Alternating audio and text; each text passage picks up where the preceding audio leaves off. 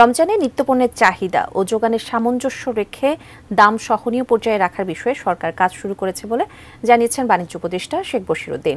Dhaka reporters ইউনিটিতে সংগঠনটির প্রয়াত সদস্যদের সন্তানদের হাতে এনআরবিসি ব্যাংক শিক্ষাবৃত্তি প্রদান অনুষ্ঠানে এই কথা বলেন তিনি। বাণিজ্য উপদেষ্টা বলেন, বিগত ১৫ বছর একটি অপরাধ প্রবণতার মধ্য দিয়ে গেছে বাংলাদেশ, যার ফলে সবকিছুতেই সমস্যার মুখোমুখি হতে হচ্ছে। তবে বর্তমান সরকার চেষ্টা করছে সমস্যা লাঘব করতে।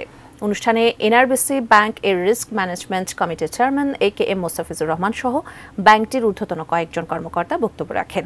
সভায় ঢাকা রিপোর্টার্স ইউনিটির প্রয়াত সদস্যদের সন্তানদের শিক্ষাবৃত্তির চেক তুলে দেন অতিথিরা।